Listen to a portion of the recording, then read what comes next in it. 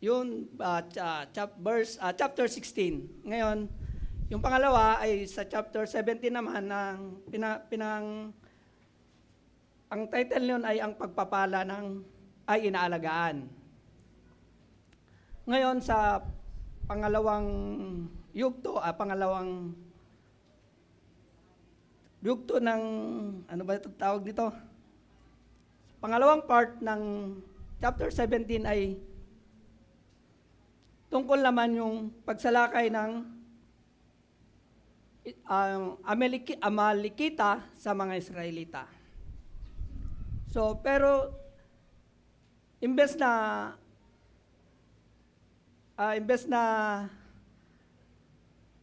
manalangin sila dahil sa pagpapala na ginawa ng Panginoon sa kanila, sila ay nagtalo-talo. So, pero sila ay dahil nagpagtalo kay Moses, sila ay binigyan pa rin ng pagpapala. Sila ay napagtalo sila kay Moses at pinagdudahan ang katapatan ng pagsama ng Diyos sa kanila at kakayahan na i-provide ang kanilang pangangailangan, lalong-lalo na sa tubig. Yun sa unang ng chapter 17. Ganun pa man, minsan pang pinamalas ng Panginoon ang kanyang kabutihan at i-provide ang tubig, pangangailangan nila. Pero habang ninanamnam nila yung pagpapala, yung tubig na binigay ng Panginoon, sinalakay sila ng Amalekita.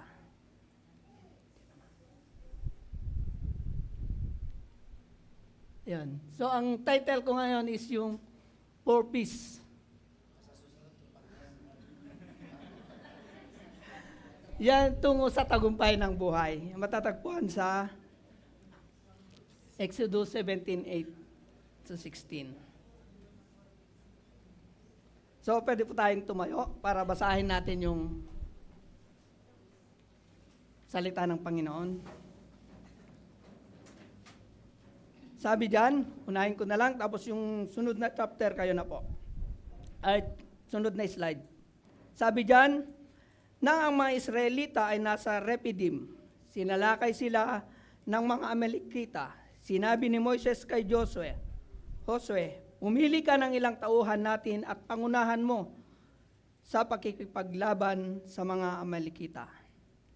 Hahawakan ko naman ang tungkod na binigay sa akin ng Diyos at tatayo ako sa ibabaw ng burol.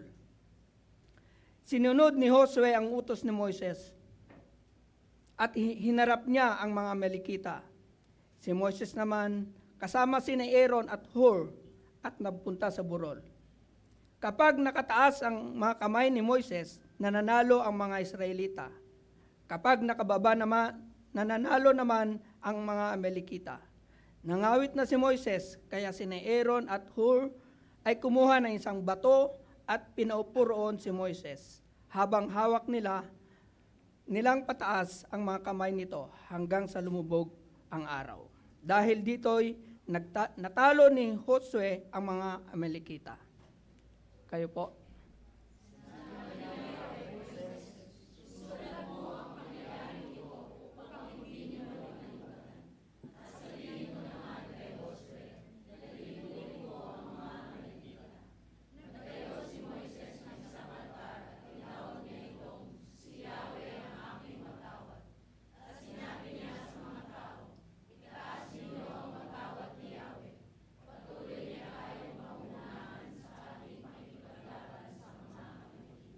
Amen. Tayo po'y manalangin. Yes, Lord, dakilang Diyos, mapagpalang Ama.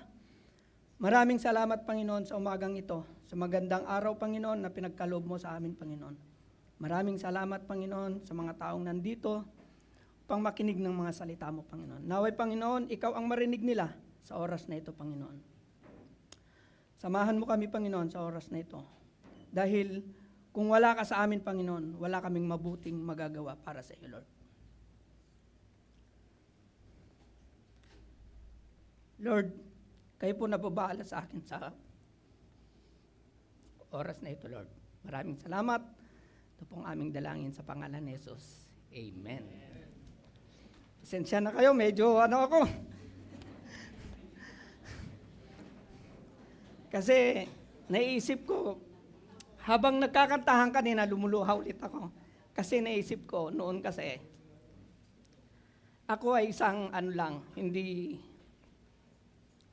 hindi mabuting tao. Sabihin ko na lang hindi mabuti. Kasi marami akong hindi magandang nagawa sa mga So, yun lang yung parang nararamdaman ko kasi na sa pagkakataong ito ay nagbibigay ako ng mensahe, message. So, hindi ko kasi maintindihan sarili ko eh.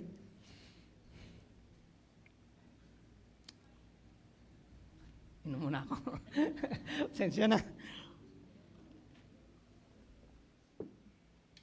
Thank you, Lord.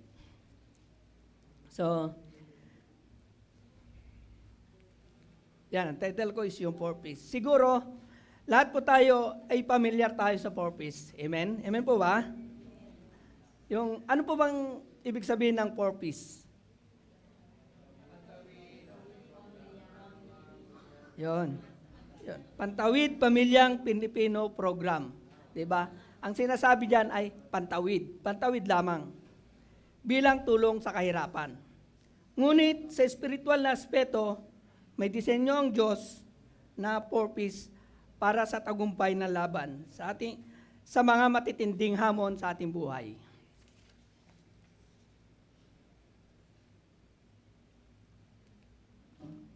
Yan, idea. Ang tagumpay sa mga pagsubok sa buhay ay nakakamit sa pamagitan ng paggawa ng tama. Patuloy na panalangin, suporta mula sa iba at pagkilos sa kapangyarihan ng Diyos. Makakamit lang natin ang tunay na tagumpay sa mga hamon o pagsubok kapag ginawa natin ang tama at makatarungan. Dahil nagbibigay ito ng malinis na konsensya at tamang direksyon. At patuloy na panalangin ay nagiging ating lakas at koneksyon sa Diyos. Habang ang suporta at pagmamahal ng iba ay nagpapaalala sa atin na hindi tayo nag-iisa. Pinakamahalaga, ang pagkilala at pagtitiwala sa kapangyarihan ng Diyos ay nagbibigay sa atin ng pag-asa na kaya nating malampasan ang lahat at may mabuting plano ng Diyos para sa atin. So ang unang pidyan, yun, pagkilos. Ang disiplina at pagsunod at kasibagan. Mabasa ba? Sabi diyan, sinabi ni Moises kay Josue, umili ka ng ilang tauhan natin at pangunahan mo makipaglaban ng mga Amalekita. Hahawakan ko naman ang tungkod na binigay sa akin ng Diyos at tatayo ako sa ibabaw ng burol. Sinunod ni Josue ang utos ni Moises at hinarap niya ang mga Amalekita. Si Moises naman, kasama ni Aaron at Hur, ay nagpunta sa burol. Nang salakayin sila ng mga Amalekita, hindi sila nagkulong sa tolda para mag-iyakan o magreklamo.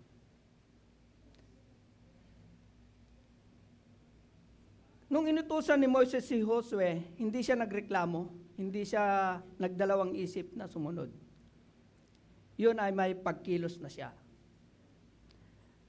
Kasi minsan tayo pag inuutosan na ating leader, pag hindi natin gusto yung inuutos, nagrereklamo tayo. Pero si Joshua, hindi siya nagreklamo. Bagamat dito natin makikita ng ang unang paglabas ng pangalan ni Jose sa Bible. At ito rin yung unang pakikipaglaban nila o unang pagsubok na pakipaglaban o inatake sila ng Amalekita. kung mapapansin, ang Amalekita ay inapo daw ni Amalek. Sino ba si Amalek? Si Amalek ay apo ni Esau, na kapatid ni Israel, Jacob. Yon. Kahit bago pa lang silang laya mula sa pagkaalipin sa Ehipto, wala silang formal na pagsasanay. Hindi sila nagsanay na makipaglaban, kundi ang alam nila, bago pa man sila lumabas sa Ehipto, sila ay gumagawa lang ng bricks. Kaya nung salakayin sila ng mga Amalekita, wala silang experience sa pagkipaglaban. Pero si Josue, sumunod si Jose sa utos ni Moses na walang pag-alinlangan. At tinupad nga niya ito. Hindi siya nagdalawang isip na sumunod sa kanyang leader. Sila ay bumaba sa lambak at nakipaglaban. Kumbaga, bumaba sila sa battlefield. Sa arena, sa labanan. Ito ang prinsipyo ng responsibilidad at sipag. May bahagi ang tao sa tagumpay na binibigay ng Diyos sa pananampalataya. Ang pananampalataya ay walang gawa, na walang gawa ay patay. Sabi sa Santiago 2:26, sabi diyan, patay ang katawang walang espiritu, gayon din naman patay ang pananampalatayang walang kasamang gawa. So si Josue ay may pananampalatayang kay Moses at sa Diyos. Ngunit pinatunayan niya ito sa pamagitan ng paghawak ng espada at pagbaba sa labanan. Ang pananampalataya ay hindi ito pakiramdam o salita lamang. Ito ay pangangailangan ng konkretong aksyon at paghakbang. Ano yung mga hakbang? Maging matalino sa pagkilos. Sinabi ni Moises kay Josue, pumili ka ng ilang tao. Sa tingin nyo kaya, pumili lang si Josue ng mga hindi niya kamag-anak o hindi o sa ibang para lang hindi masaktan yung kamag-anak niya? O pumili siya ng mga malalakas, magagaling makipaglaban. No? Pero sa purpose kasi, sa gobyerno, hindi eh. Ang pinipili lang yung malalapit sa kanila, yung mga kamag-anak. No?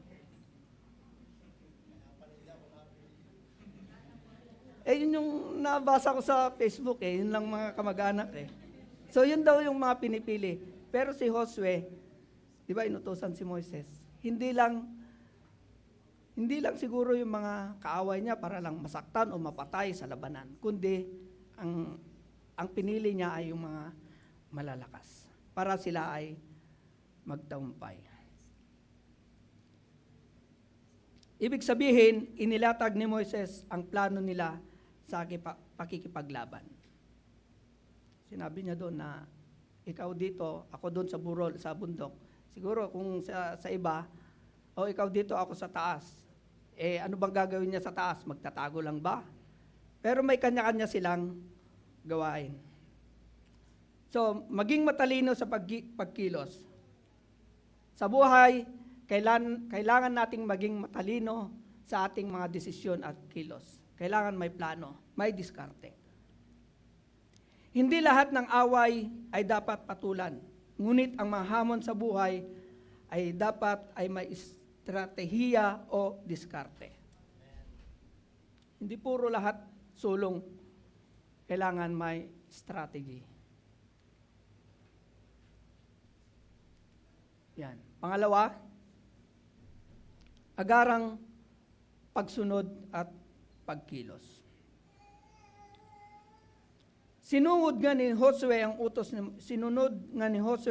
ni Moises. Walang teka muna, walang mamaya na, walang sandali lang. kundi agad-agad siyang sumunod na walang pagrereklamo. Hindi niya ipinagpaliban ang kanyang pagkilos. Dahil ang pagpapaliban ay magnanakaw ng tagumpay. Amen? Di ba? Kung pagpapaliban mo yung mga dapat mong gawin, baka magsisisi ka sa huli. Sabihin mo, sana ginawa ko na lang ito noon pa. Sana tinanggap ko na ang Panginoon noon pa. Kaya ngayon pa lang, tanggapin na natin si Lord sa buhay natin. Parang ang estudyante na nagdarasal na pumasa sa board exam, na hindi man lang binubuklat ang libro, hindi siya nag-aaral, hindi siya nagre-review. So, walang pagkilos yon. Kailangan may pagkilos. O di kaya, isang nananalangin na, isang tatay nananalangin na, sana magkatrabaho ako, Lord. Pero, hindi naman naghahanap ng trabaho. Hindi naman nagpapasa ng resume o biodata. So, hindi mo magagawa kung walang pagkilos. Ang himala ng Diyos ay mararanasan lang natin kapag tayo ay kumilos at sumusunod. Amen? Amen? Hindi tayo magtatagumpay kung walang kilos. Kung puro tayo panalangin. Yan. Ang himala ng Diyos, ang himala ng Diyos ay maranasan lang natin kapag tayo ay kumikilos at sumusunod. Application. Yan, application na tayo. Bilis lang ba?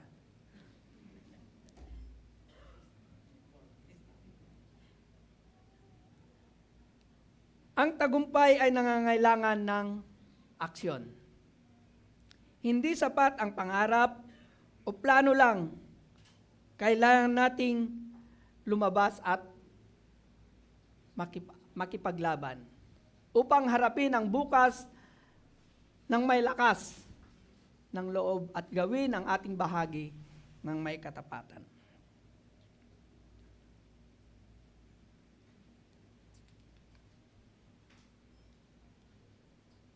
Hamon. Sabi nga ng Brother Derek, mahilig daw ako manghamon. Gawin mo ang iyong bahagi. Madalas nating sabihin, pinapasa Diyos ko na lang ang mga problema ko. Pero ang tanong, ginagawa po ba natin ang parte natin?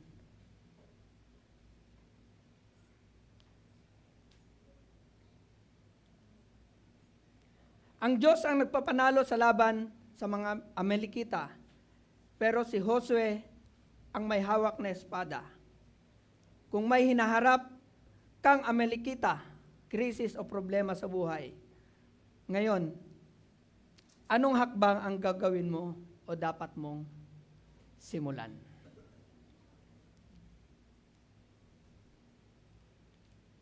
Mga sitwasyon sa buhay, sa pera, trabaho. Kung baon ka sa utang, hindi sapat ang umiyak sa panalangin. Hindi lang sapat yung nananalangin ka at umiiyak sa Panginoon, kundi ang aplikasyon ay ang pagkilos, gumawa ng budget at bawasan ang luho at maghanap ng dagdag na pagkakitaan kung kinakailangan. Ako nga, marami akong tawag nito. Pero yung luho, hindi ko alam. Wala namang iluluho kasi. Pero may mga naman ako. May mga racket. Hindi naman racket. Sideline. May mga sideline. Yan, sideline. So, hindi lang may mga sideline din ako. So, salamat sa mga nagbibigay ng sideline sa akin. Pwede, Brad, pwede. Yan. Sa pamilya naman, kung may lamat ang relasyon ninyong mag-asawa o magkapamilya, huwag mong hintayin na sila ang lumapit. Ikaw ang kumilos at magpakumbaba. Sa mga kapamilya sa church, kapamilya mo sa buhay, kapatid, kaibigan, ikaw na lumapit kahit silang may kasalanan. Mag-text o makipag-usap ng personal para maayos ang lahat. So sabi ng asawa ko kasi kanina, ayaw niya daw babanggitin. Pero hindi ko siya kasi yung, hindi. Siya kasi yung taong mapagpatawad ba? Na kahit sinasabihan siya na walang kwenta, na may mga masasakit na salita na sinasabi sa kanya. Pero natutuwa ako kasi kinakausap niya pa rin yung mga sabi nga ngayon nga may nararanasan silang problema sa kapatid nila Sabi ng isang inaaway ka di ba? May nagsabi kasi na kwento niya, inaaway ka na nga di ba ikaw, yan yung nang-aaway sa'yo na kapatid mo, sabi sa kanya. Pero, bakit inaalagaan mo pa rin? Yan yung na kailangan nating kumilos at magpakumbaba. Pero siya kasi, kung inaway ka, di ba sabi naman ng Panginoon, kung love your enemy, di ba? Kung inaway ka, pakitaan mo pa rin ng mabuti. Para sa ganon ay sasabihin niya, inaaway ko na nga to, bakit mabait pa rin sa akin? So hindi na siya, magkakaroon siya ng panibagong sa'yo. Pagtingin. Yan. Ano natin, points natin? Pagkilos. Yan. Pangalawa, panalangin. Ang sandigan ng espiritual na lakas. Sabi diyan, kapag nakataas ang kamay ni Moises, nananalo ang mga Israelita. Kapag nakababa, nananalo naman ang mga Amalekita. So hindi sinabi ng Bible kung ilang beses natalo ang mga Israelita, hindi sinabi kung ilang beses nanalo ang mga Amalekita.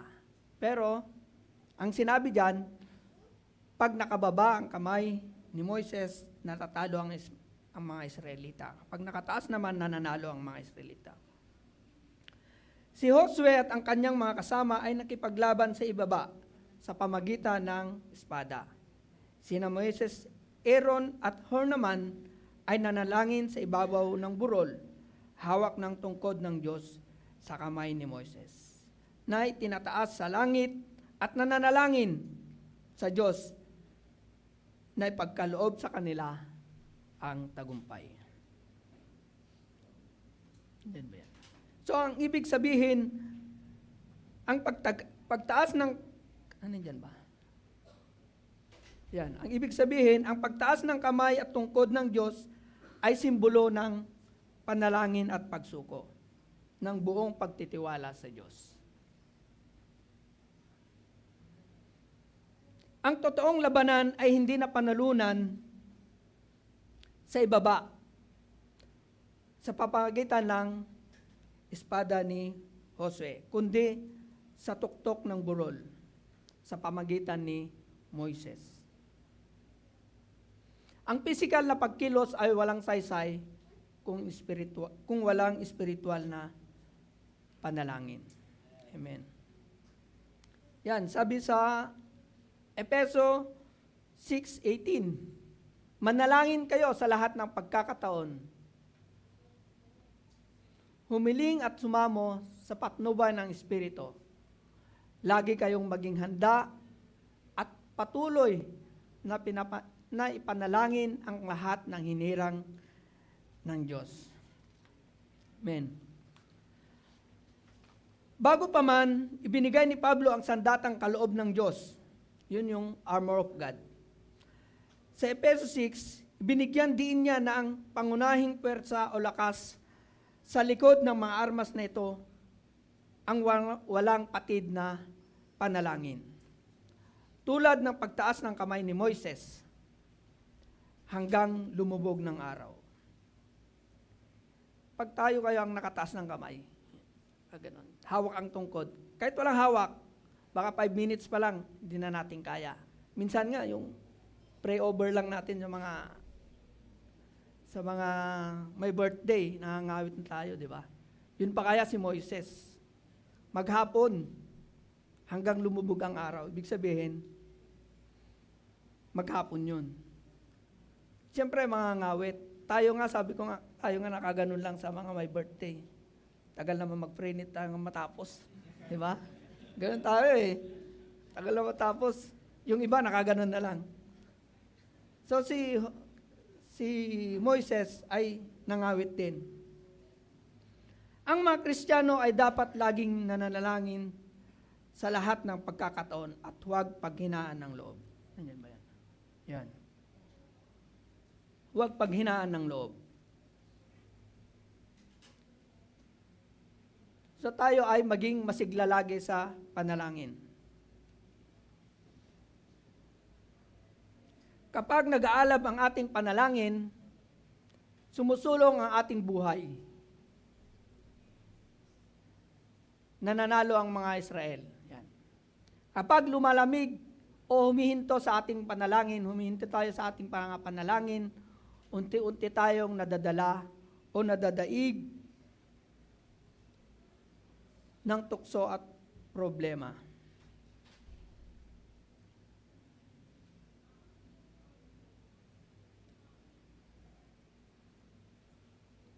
So, maging masigla sa panalangin. Pangalawa, huwag mapagod sa panalangin.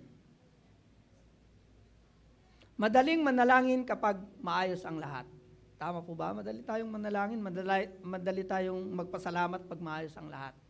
Ngunit ang tunay na pagsubok ay ang pananatiling nakataas ang kamay kahit pagod na ka na sa mga hamon sa buhay.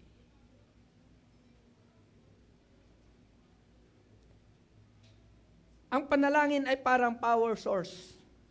Kumbaga, parang power source ng cellphone, baterya. Kahit gaano kaganda at katapang ang sundalo, sabi parang si Joshua, kung maputol ang supply ng kuryente, yun naman si Moises, o komunikasyon sa headquarters, ay hihina ang puwersa. Kahit anong lakas natin, kahit anong ganda ng cellphone natin, kung walang lobat, hindi natin magagamit. So kailangan laging may connection. Huwag mong harapin ang iyong araw nang hindi mo na itinataas ang iyong mga kamay sa Panginoon. Yun, application.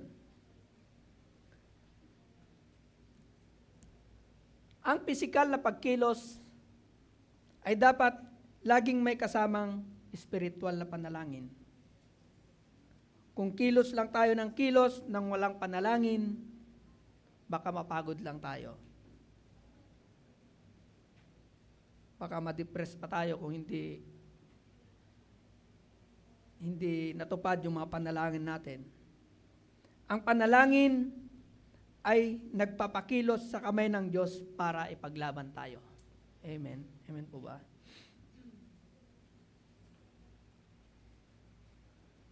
Yun, ito na naman yung hamon, Brad. Kapag tayo ay inatake ng problema, anong una nating reflection o reaction? Madalas, ang unang kilos natin ay mag-post sa Facebook. Yung mga nagpo-post sa Facebook diyan, magreklamo sa kaibigan o mag-aalala ng magdamag.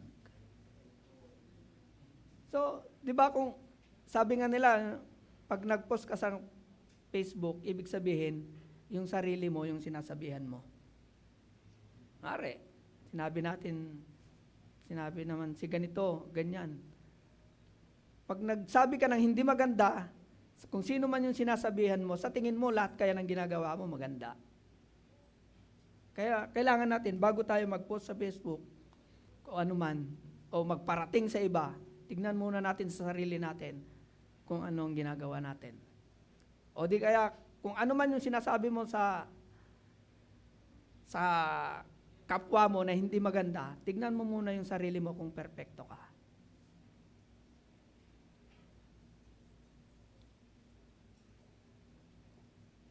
Kaya ang dapat gawin, manalangin muna bago ang lahat. Bago gawin ang lahat.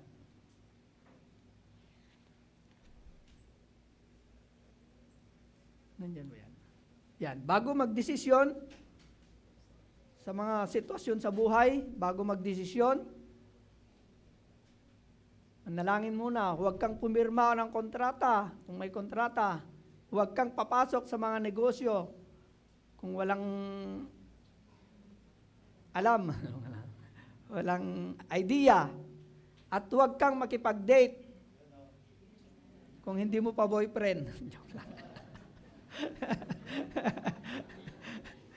Nang hindi mo muna itinataas ang mga kamay mo sa Diyos para manalangin at humingi ng gabay. So bago gawin ang lahat, manalangin muna. Ibigay muna natin sa Panginoon ang lahat at hintayin kung anong sasabihin niya sa atin. Yan. Kapag pagod na, kapag naramdaman mo parang bumababa na ang kamay mo sa pagod, yan. Mabigat na pakiramdam, tinatamad ng magsimba, nawawalan ng pag-asa, tinatamad pumunta sa Bible study dahil may kagalit, yan. Tinatamad magsimba dahil meron siyang ayaw makita, yan. So, huwag hihinto. Iyan ang oras na lalong dapat lumuhod at magbabad sa presensya ng Diyos. Kung pupunta ka sa church, huwag mong titignan yung mga tao. Kung ano yung mga, si ganito, hindi maganda, hindi nakikinig, puro tulog ng tulog. Hindi nakikinig, hindi ino-off ang cellphone. Ang ingay ng bata, ang kulit ng bata, no? Huwag yun ang pansinin natin.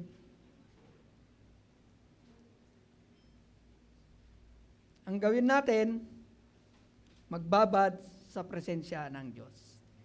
Yun. Pangatlo, yan. Pagsasama-sama. Ang halaga ng katapatan at pagtutulungan. Sabi diyan sa verse 12 at 13, nangawit na si Moises, kaya sina Aaron at Hur ay kumuha ng isang bato at pinaupo roon si Moises. Habang hawak nilang pataas ang mga kamay nito hanggang lumubog ang araw. Dahil dito'y natalo ni Josue ang mga Amalekita. So, napagod si Moises. Patunay na kahit pinakamalakas na leader ay may limitasyon. Ngunit, dumating sina Aaron at Hur upang itaguyod o tulungan si Moises, itaguyod ang kanyang kamay na nanalo dahil sa pagtutulungan. Sabi sa mga ngaral 4:9 hanggang 10, sabi diyan, mas mabuti ang may kasama kaysa mag-isa. Mas marami silang magagawa. Kapag nadama ang isa sa kanila, may tatayo siya ng kanyang kasama. Kaya nakakaawa ang taong nag-iisa at nadapa dahil walang tutulong sa kanya. Yan sa ASND. Ganito ang ginawa ni Aaron at Hur para kay Moises. nang mangalay si Moises, hindi siya pinabayaan ng kanyang mga kasama.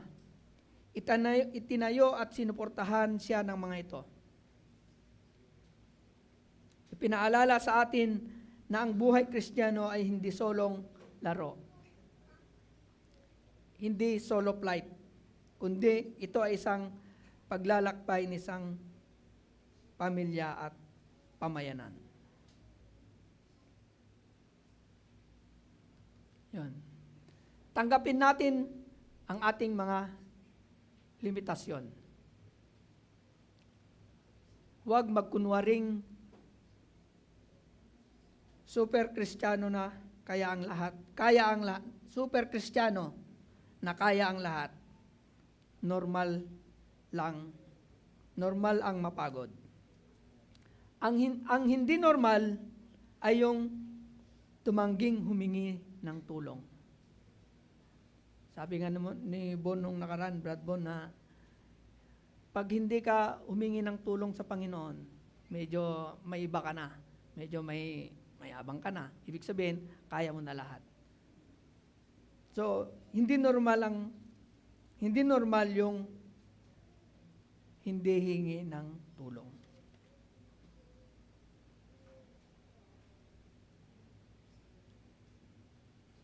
Maging isang Aaron at Hur. Sa simbahan o pamilya, maraming handang bumatikos kapag nanghihina ang leader o ang kapwa. Marami yan. Pero wala naman siguro dito sa church, no? Sa ibang church siguro. Pag nanghihina ang leader, medyo na.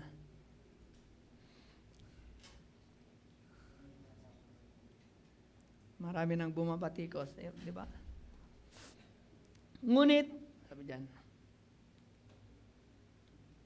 Ngunit ang hinahanap ng Diyos ay mga taong handang maging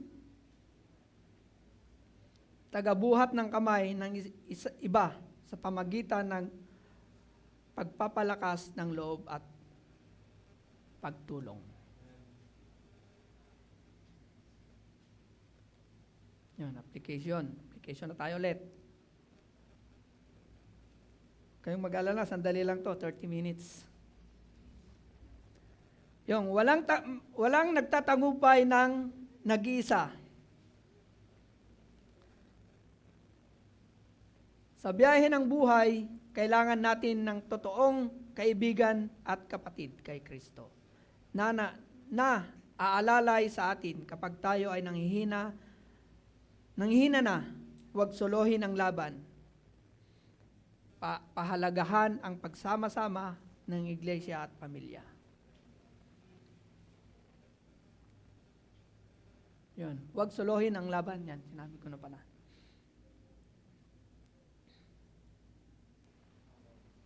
Yan, hamon ulit. Ang Kristyanismo ay hindi pampersonal lamang. Ito ay pangkomunidad. Ibig sabihin, pangkomunidad. Para magtulungan. Kung napapagod ka na sa buhay, ibaba mo ang iyong pride at tanggapin na kailangan mo rin ng tulong. Sa kabilang banda, maging mapagmatsyag ka rin sa mga taong nakapaligid sa iyo na baka nangangalay na ang mga kamay at kailangan din niyang ng tulong mo. Tignan din natin mga kapitbahay natin, kapwa natin, baka kailangan na ng tulong. Tulong na kung may financial, pwede rin, spiritual, lalong-lalo na sa spiritual. Yan. Sa una kasi ang Kristyanismo ay hindi pang personal lamang, kundi ito ay pang komunidad. Ibig sabihin, sa ating komunidad dapat ay magtutulungan.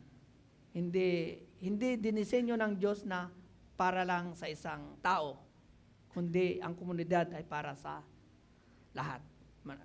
Magtutulungan. Hindi porket, baka mamaya, hindi porket mahirap yung kapitbahay mo na kapwa mo Kristiyano, hindi mo na pinapansin.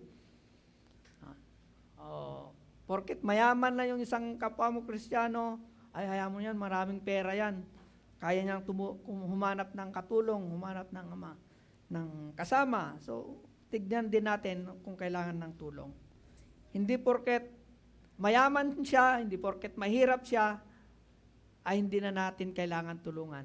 Kailangan magtulungan.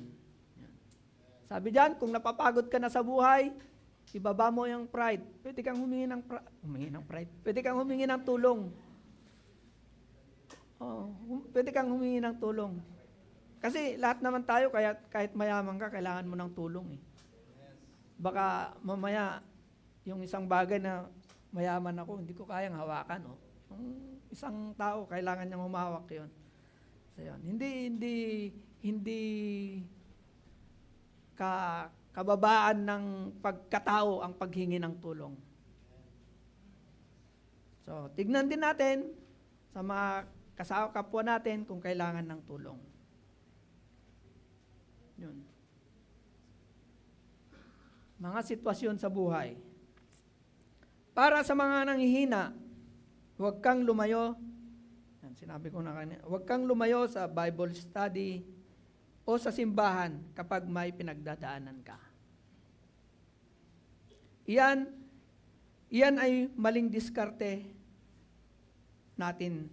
At yan ay isang pagkakataon ng dyablo upang tayo ay ihiwalay sa Diyos. Kapag may pinagdadaanan ka, kapag nilalagnat ka, kaya mo naman mag-church, church ka. Kaya mo naman pumunta sa Bible studies, pumunta ka.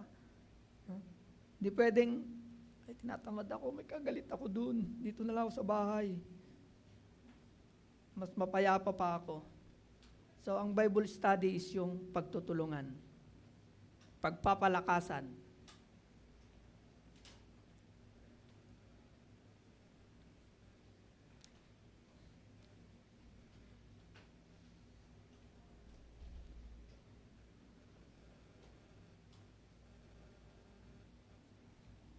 Yun, yan pa pala. Para sa nanghihina, yan. Maghanap ka ng isang Aaron at Hur, isang tapat na kaibigan o pastor o elder o leader na mapagsabihan mo ng iyong mabigat na dinadala. Pwede mong pagsabihan kung sino man sa kanila yung pinagkakatiwalaan mo. Para naman sa mga malalakas. Tignan mo ang katabi mo. Tignan mo ang katabi mo. Ang pamilya mo o ang mga leader ng simbahan, baka pagod na sila.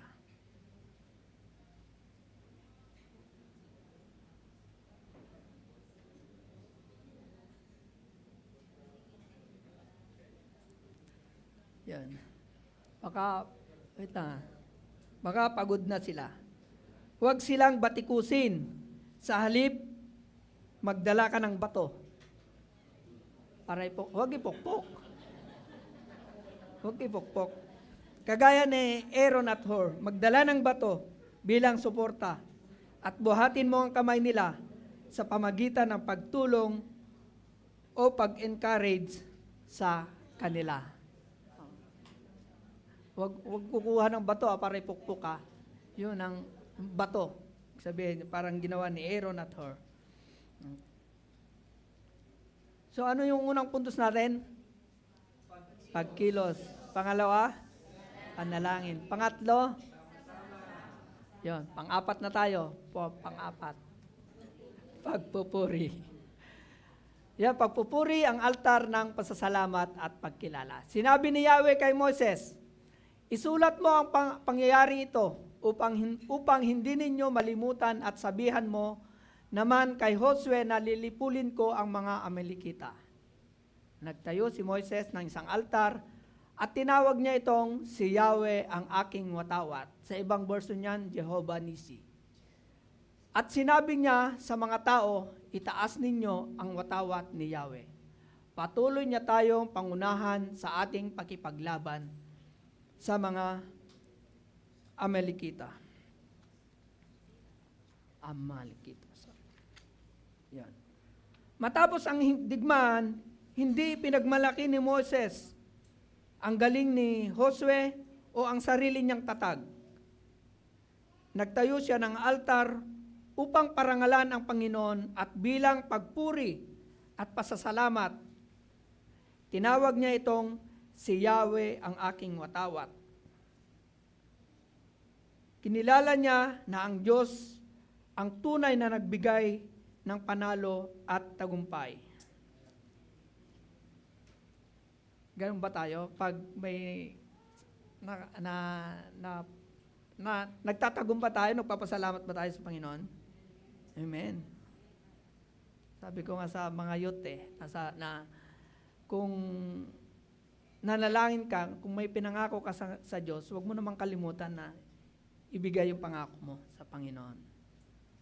Kailangan, kung hindi ka man nangangako, kung may natamo kang tagumpay, magpasalamat sa Panginoon. Dahil siya ang nagbigay ng lahat ng pangangailangan natin.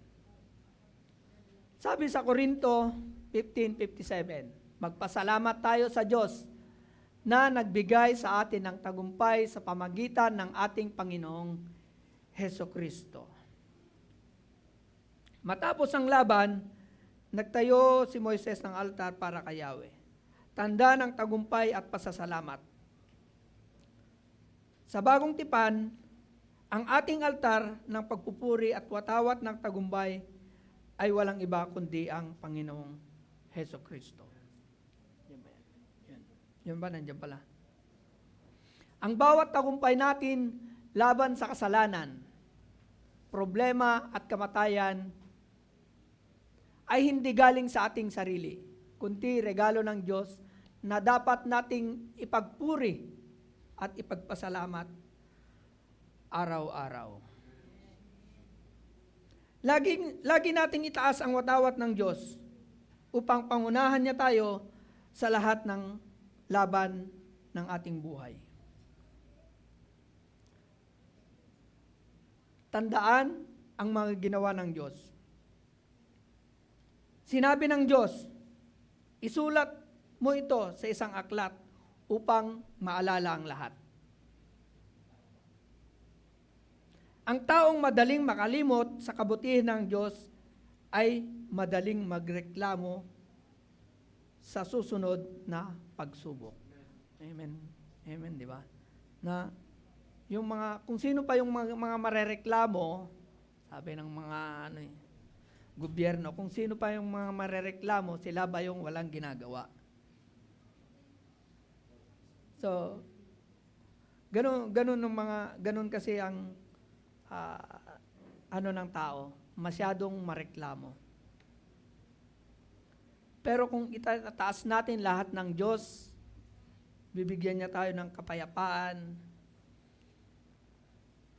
sa lahat ng pagkakataon.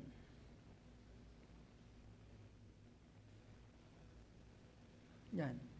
Ibalik natin ang kaluwalhatian sa Kanya. Ang tagumpay sa negosyo, pagpasa ng board exam o paggaling sa sakit ay hindi dapat sa sarili mong swerte o galing. Ito ay dahil kay Yahweh. Amen.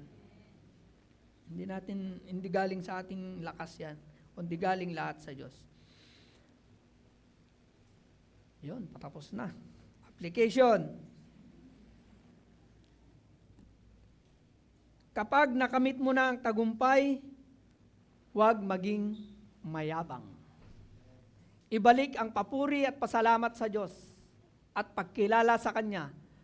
Sa bawat tagumpay ay nagbubukas ng pinto para sa higit pang pagpapala sa hinaharap.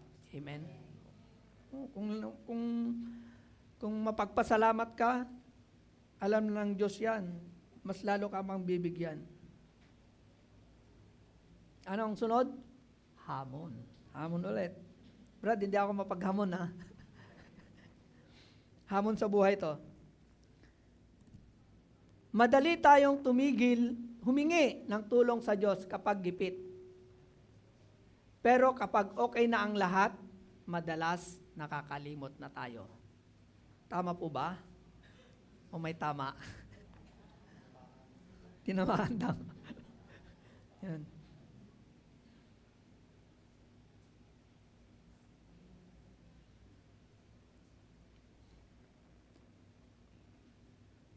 Wait lang. Ang application dito ay ang pagkakaroon ng lifestyle of gratitude. Pusong mapagpasalamat. Pusong laging mapagpasalamat. Maliit man o malaki ang tagumpay. Nandiyan nga tayo. Yan. Ay, wala pala. Yan, mga sitwasyon sa buhay. Kapag natapos ang krisis, gumaling sa sakit, nakabayad sa utang o nakapasa sa exam, wag mong sabihin, swerte ka lang o lakas ko lang o ang galing ko talaga. Mag-alay ka ng natatanging panahon ng pagpupuri sa Diyos. Ibahagi mo ang iyong patotoo o testimony sa iba para mapatibay din sila. Sa gitna ng laban, advance praise. Huwag mong hintayin matapos ang laban bago ka magpuri, purihin muna ang Diyos. Ibig sabihin, huwag mong hintayin matapos ang laban bago ka magpuri. Purihin muna ang Diyos habang nasa gitna ka pa lang ng problema. Dahil alam mong si Yahweh ay kasama mo na.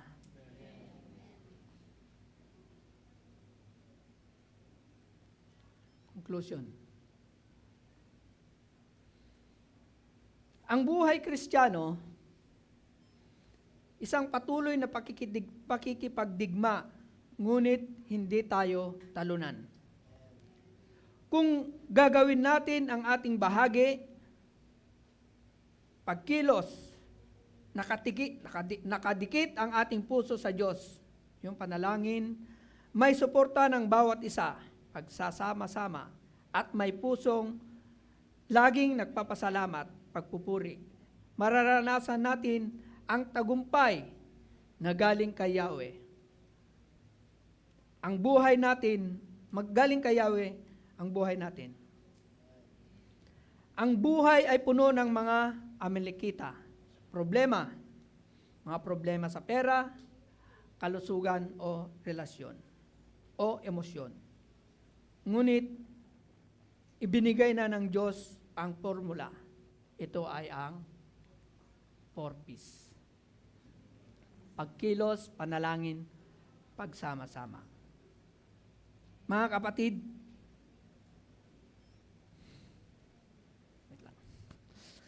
sino po kayo sa mga nabanggit na tauhan sa talatang ito?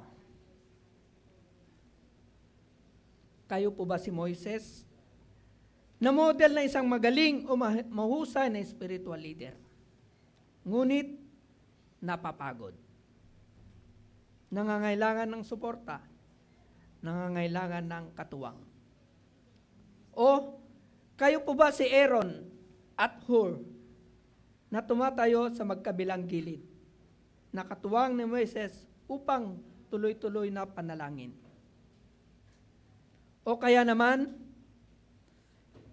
si Josue o isa sa mga pinili niya nakasama sa labanan. Bawat isa sa kanila ay may kanya-kanyang napakahalagang papel na ginagampanan. Ang iba, kilala, katulad ni Moises, Josue, Aaron at Hur. Kilala natin sila, pero kilala mo man o hindi, nabanggit ka man o hindi, nabanggit man ang iyong pangalan o hindi na po yun ang mahalaga. Ang mahalaga, kabahagi po tayo ng natamang tagumpay. Kagaya ng ECF, Kung miyembro ka ng ECF, kung ano man ang na pagtagumpayan, kung ano man ang nagawa ng ECF sa pamagitan ni Pastor, kasama ka sa tagumpay na yon. Alinman kayo sa mga tauhan na nabanggit, kasama po kayo sa tagumpay at sasabihan ng ating Panginoon sa dulo ng ating paglalakbay. Well done, good and faithful servant. Enter into the joy of your master. Sabi diyan sa Matthew 15:21. Maraming salamat po. God bless you.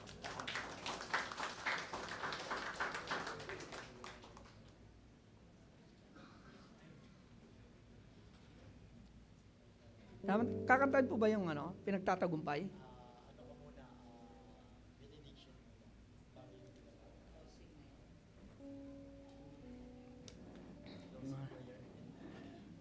Na.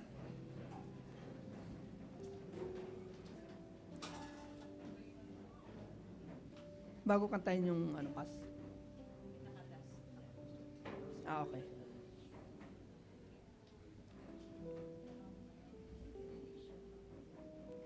Oo, wait lang.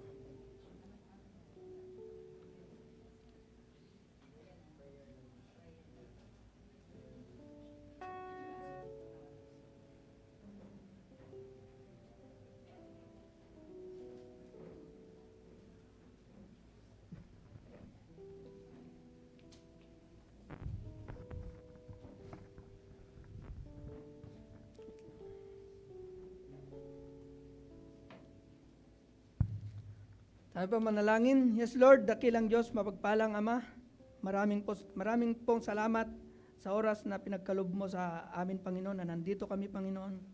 Naway, Panginoon, ay kung ano man ang nararanasan naming problema, nararanasan namin sa buhay, Panginoon, alam po namin na kasama ka namin, Panginoon.